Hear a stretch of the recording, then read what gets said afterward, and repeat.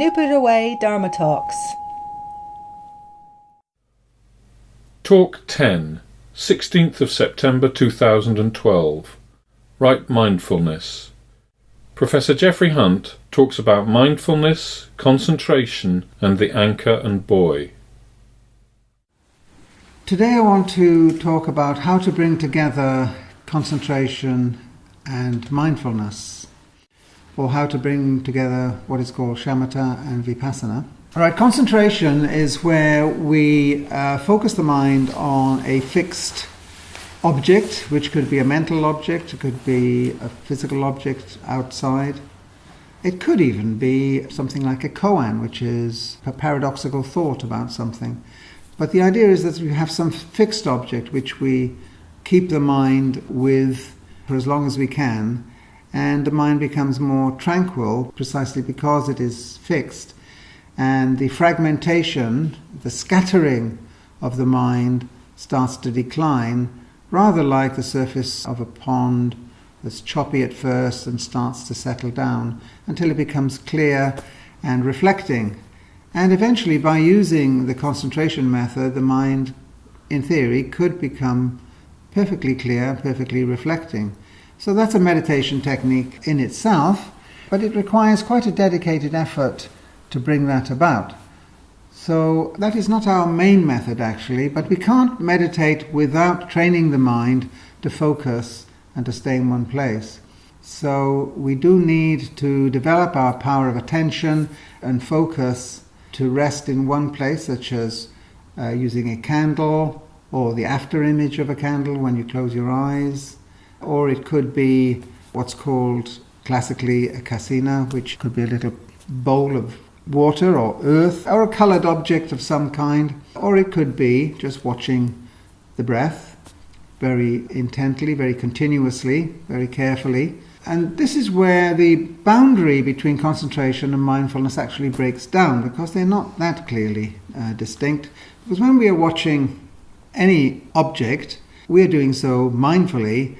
And if we, instead of just resting there and letting the mind settle, we sort of investigate the object, but not the object so much as our experience of the object, we are now deploying mindfulness. So the boundary between concentration, or shamatha, and mindfulness, or vipassana, are rather blurred. The outcome of the concentration meditation is a concentrated mind, in which we could move towards selflessness. The outcome of vipassana is insight, which is much broader, a kind of insight into the whole human experience eventually. So it's a broader kind of meditation, and one which we can deploy anywhere. The concentration meditation, really you sit on a cushion and you focus on an object. Mindfulness you could do while you're walking along the street, driving a car, sitting in the office, talking to somebody. It's all awareness of one's body, speech and mind in process, in actuality, as it is going on. So this is the marked difference, or not so marked difference, between concentration and mindfulness, that the one is in a sort of fixed place and the other is momentary. It is a kind of hyper-awareness of any particular experience at a particular moment, but perhaps not quite in the way that you might first think. What we have to remember here is that, for example, if I hear a bird song, mindfully, in terms of the Buddha Dharma, I'm not trying to identify the bird, I'm not trying to appreciate the bird song. What I'm doing is sort of investigating the actual experience itself. And all I say to myself is hearing. It's the hearing experience that is the momentary object of mindfulness. So instead of I am watching a bird, it is just watching. Instead of I am hearing a bird, it is hearing. So the I, we can let that go. The bird, which is a description, etc. Brings all sorts of other evocations and connotations with it, and we let that go as well. It's just the hearing. We have in New Buddha Way developed our own method for bringing these together, to work together. You need to develop the concentration first, and that means the power to focus, to attend to something. And we all know how difficult that is initially. In fact, it seems well nigh impossible perhaps initially. But if you persevere, you can do it better and better. It's not about being perfect. It's about doing it better than you used to. It's about having more power to attend than you used to, not about having perfect power to attend. I am not with that school of Buddhism which talks in terms of perfect this or perfect that. That sets up standards which we cannot attain and makes us feel like failures and would lead us to give up. We're not trying to be happy, we're trying to be happier. We're not trying to be peaceful, we're trying to be more peaceful. We're not trying to be wise, we're trying to be wiser. And I think it's an important point to remember. So we're not trying to meditate perfectly, we're trying to meditate better than we have, and the more you exercise in it, the better you become. If one puts up some sort of ideal, which unfortunately I think Buddhism often does, it is ultimately discouraging. And I think in the modern age we can also see that it's just unrealistic. And it leads us into all sorts of other difficulties which encourage attachment. Let's just stay with doing what we're doing and doing it persistently and feeling for ourselves the benefits of it. So yes, it is difficult to concentrate the mind, but you may notice that if you keep doing it, you're doing it better than you were a few months ago. And that's what you have to remember, that the power to attend is increasing. If we're not seeing any benefits, then there wouldn't be any point in doing it, however we define these benefits. And of course, the Buddha does talk about benefits. There are benefits. People are often asking him when he's wondering about, well, what's the benefit of this? And he tells them what the benefit is. And there are all kinds of benefits, from the material, physical health, right up to what you might call the spiritual or existential or whatever. Okay, how do we bring these two things together? Concentration, fixed in one place, mindfulness, momentary, actual experience, sort of investigating our actual experience. Well, the answer is anchor and buoy. We use concentration as our anchor for the mind, and we use mindfulness as our buoy, B-U-O-Y. And what I have in my hand is meant to represent this. So here at the bottom we have the anchor, and here at the top we have the buoy. And here is the surface of the sea, moving about, agitated, which is like the surface of our mind, forever agitated with thoughts, feelings, disappointments, aspirations, sensations of various kinds, all moving around until sometimes it becomes extremely agitated, and of course we are suffering. We really don't feel very happy at all when that gets too much. The more calm it becomes, the more peaceful we become. And that's the sort of happier that we are looking for, to be happier by having less agitation, and also the ability to do that, to bring about that calm in ourselves, because we don't know naturally how to do it. But here is a way of doing it, but it does take time and effort to bring this happier, more peaceful, more wise condition about. So there's your buoy and there's your anchor. Right, now we concentrate the mind by focusing, say, just watching the breathing, or we could watch a candle flame, or we could focus on an object or an internal image of some kind. So that is sort of fixing the mind. It's holding it in one place. I don't feel quite satisfied with that explanation, because it's not that the mind is holding it. It actually is the mind at that point. There isn't something else called the mind which isn't doing this. It is the mind. Then something will come along. There'll be a thought.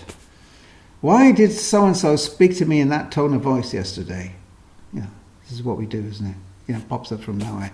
So the buoy now is getting very active and is pulling off somewhere, and then the anchor, then it feels the pressure of the anchor, and somehow one remembers that one was meditating, so the anchor pulls it back. The buoy is back in the place it was before. And then it's not long before one hears a door slamming, and you think, I wonder whether that's somebody trying to break into my car. Right? So the buoy is off again, is bobbing off in another direction, and then it feels the pressure of the anchor, and the anchor pulls it back, and one remembers, yes, meditating. Let go of that hearing sound. Let go of the hearing. Let go of that thinking. Pay attention to the breathing. How long will we go before something else takes, another puff of wind comes along, and the buoy is off again in another direction. Maybe there's a little bit of a pain in the knee, right? It's a sensation. So the buoy is off again, Now the mind is, if you like, has become the pain in the knee. That's what my mind is now. You see, my mind is scattered. It's all in fragments. There's a kaleidoscope of sensations, of feelings, of thoughts, all swirling around. The anchor is what I've got to hold on to bring that back. And that's why I keep bringing the mind back to watching the motion of the breath. Now, often you will feel, I can't do this. I can't seem to do it. I'm failing. If you do that, you're having another thought and another feeling, aren't you? You're having the thought, I'm failing. Or you're having the feeling, this is very discouraging. Well, let them go as well. That's the answer to that. Let those go as well, because those are also puffs of wind on the buoy. Just follow the instruction. Stay with the breathing. Don't question it. Don't think about it. Don't evaluate it. Don't ask whether you can do it or not. Just do it. Just do it. Just keep doing it. And with time, you will become better at it. Not perfect at it. No, I don't know whether anyone has ever been perfect at it. Maybe not even the Buddha. We only have what other people have written down about what he said. So maybe he never said he was perfect. I doubt it somehow. So you can all do this. We can do this. We have the power to do this because we're human beings. If you were a cat or a dog, you couldn't do it. But since you're human, you can do it. So it's a question of, having the confidence that you can do it and just getting on with it, basically, and just being persistent about it. In the West, we're also a little bit kind of lethargic or lazy. We prefer comfort, put our feet up, watch the TV, open a packet of crisps or something. On the other hand, look what we can do when we say, I want to do that and I can do that. If it's playing a musical instrument, or if it's a sport, or if it's learning a language or something like that, suddenly we can do it, can't we? This is something like that. It's something practical. But it's life-changing and practical. So it is worth doing, even though at first I'm not convinced that I can do it. You see this with language learners. I once started a Japanese class, and the first day, I think we had 25 people, all enthusiastic about learning Japanese. The second week, we were down to 20. 5 had disappeared somewhere, I don't know where. By the end of the course, we were 5 left. Now, we can all understand this, actually. We live in a society in which different things are pulling us in different directions all the time, and we like our freedom of choice, so we don't want to make a commitment, and we don't want to stick with something. This is just how we are, so we have to work with that. But think of it as even more important than learning a language or a new sport or something of that kind, because this is about development of your understanding of life, your happiness in life. So what could be more important than that?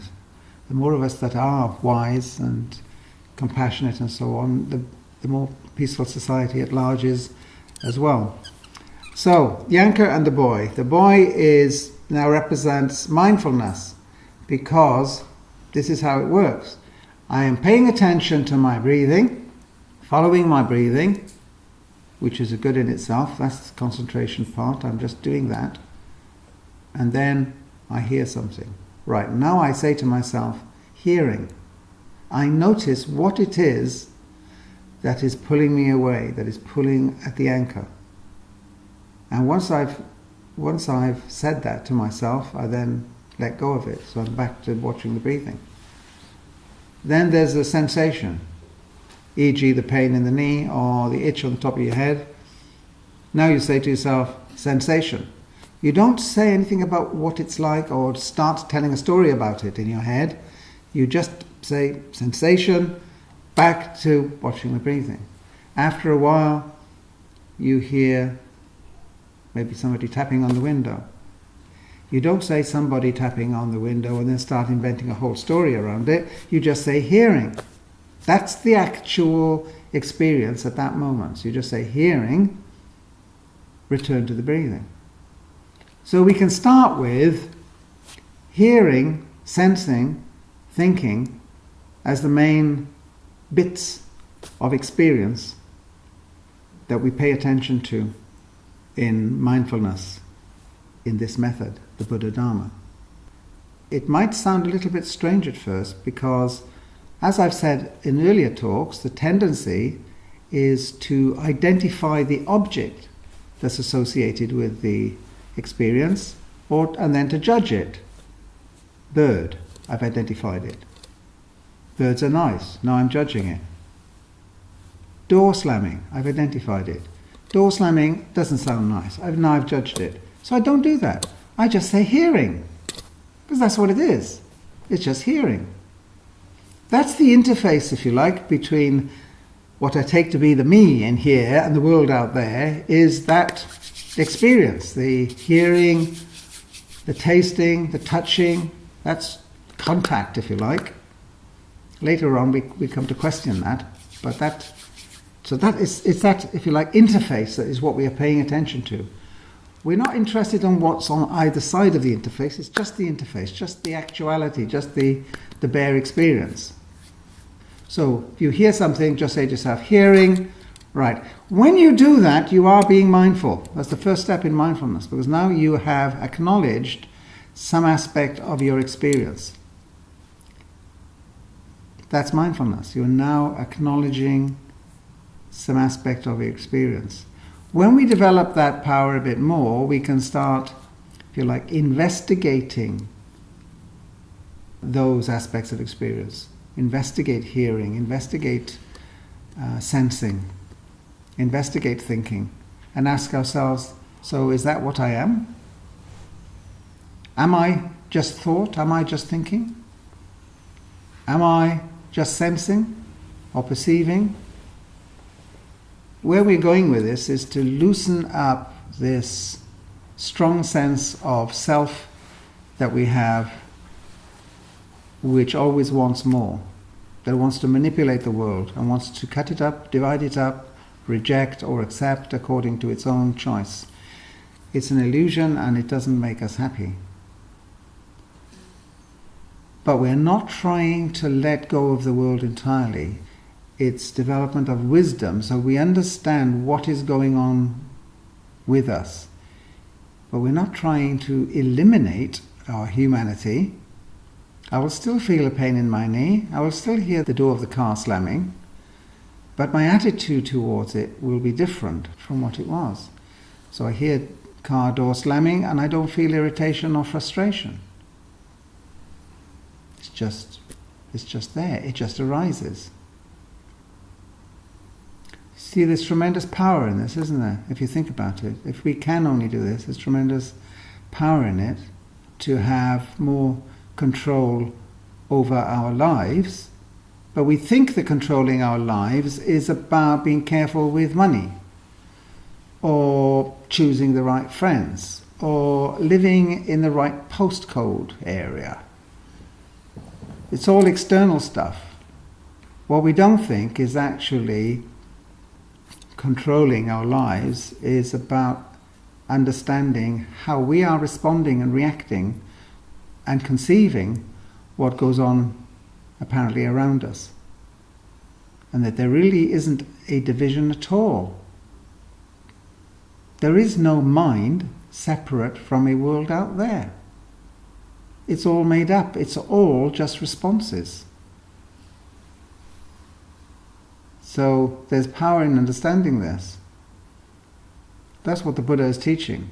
Now we can bring together concentration and mindfulness in this method, which we call the anchor and buoy method, by using concentration as our anchor. And every time we have a so-called distraction, which I talked about before, a so-called distraction, we don't judge it or feel irritated with it. We are mindful of it. That means we note it as an experience and then let it go. Hearing, thinking, sensing. There are a lot more. Or we could just say wandering. Now that's what we are going to do in our sessions. You will focus your mind on your breathing. When the mind wanders, note what it is doing. I don't mean a long story by what it is doing. I mean just give it a quick label. Hearing, for example, thinking, and then return to watching the motion of the breath. That's your object. That's your anchor that's holding you firm. See, the anchor is the firmness. The arisings are the impermanent flow of things that we don't seem to have control over. And why are we so often dissatisfied? The Buddha says the root thing is that we cling to the unclingable. We want to find permanence in what is impermanent. It doesn't really work. We have to accept the nature of things and the limits of what we can control and understand. So from now on, let's try that method of bringing those two together. Thank you.